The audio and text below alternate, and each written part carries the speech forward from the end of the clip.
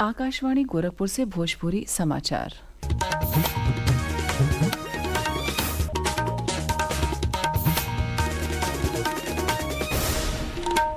नमस्कार, समाचारन के साथ हैं हम शिवानी अरोरा। प्रदेश भर में 76वां गणतंत्र दिवस हर्षोल्लास के साथ मनावल जा रहल हो।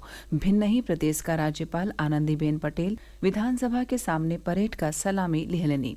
यह दौरान निकारल गयल झांकियन में प्रदेश का विकास और सांस्कृतिक विरासत का झलक दिखाई पड़ल। मुख्यमंत्री योगी आदित्यनाथ अपने सरकारी आवास पर ध्वजा फहरवले और पूरा प्रदेश वासियन के गणतंत्र दिवस का शुभकामना दिले। यह मौका पर वहाँ कहले कि भारत का संविधान हमें न्याय, संहिता और बंधुता के साथे जोड़ले का एगो नया प्रेरणा देला। सम और विषम परिस्थितियन में ई पूरा भारत के एकता के सूत्र में बंधले में सफल रहल हो। हमें अपने संविधान पर गौरव की अनुभूति इस बात के लिए भी करनी चाहिए कि दुनिया के अंदर सबसे बड़ा लोकतंत्र होने का सौभाग्य हमारे देश को है।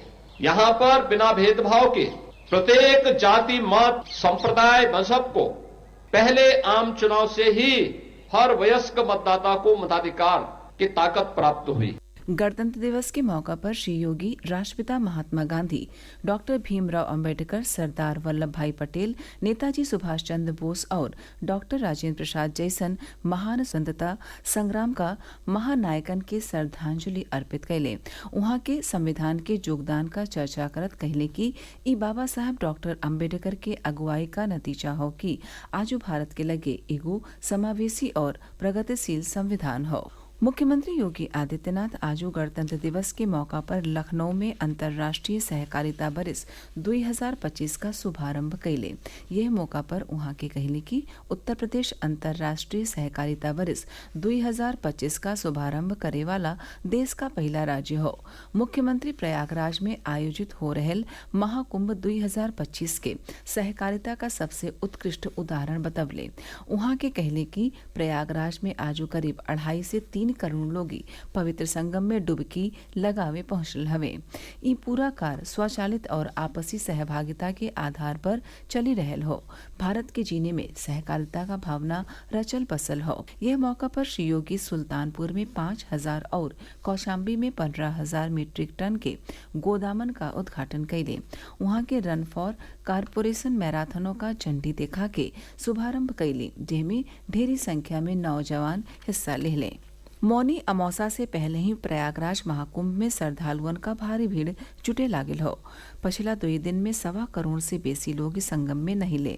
मौनी अमावस्या के दिन ने करीब 10 करोड़ श्रद्धालुअन के अयले का अनुमान हो। श्रद्धालुअन के कौनो तरह का असुविधा न हो, एकरे खातिर मेला प्रशासन और पुलिस पुरहर तैयारी कैले हवे। पूरा मेला क्षेत्र में गाड़ियन पर रोकी लगावल गईल हो।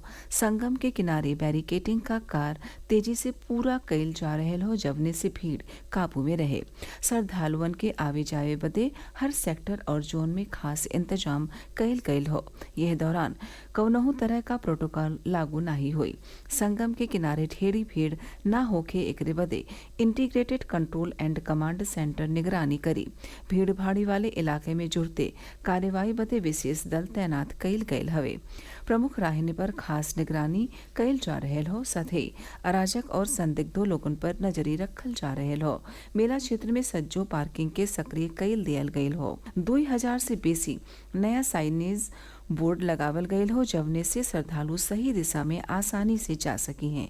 श्रद्धालुअन से मेला का आधिकारिक चैटबॉट डाउनलोड कैले का अपील कैल जा रहल हो, ताकि उन्हें हर तरह का जानकारी मिल सके।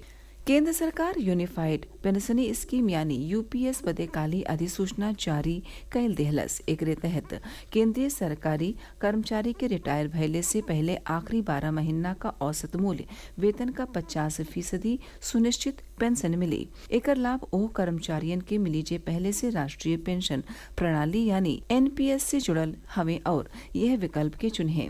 यूपीएस अपनावे वाले कर्मचारियन के महंगाई भत्ता में समय समय पर बढ़ोतरी हुई।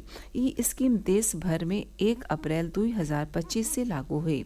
अधिसूचना के मुताबिक सेवा से हटावल गये बर्खास्तगी चाहे कर्मचारी के इस्तीफा के हालत में यूपीएस या सुनिश्चित भुगतान उपलब्ध नहीं हुई। यूपीएस का घोषणा केंद्र सरकार अगस्त 2024 में कैले रहेल। एके पुरान पेंशनी योजना और नया पेंशनी योजना दोनों के मिला के बनावल गयल हो। ई कर्मचारियन बदे पेंशनी सुनिश्चित करेले।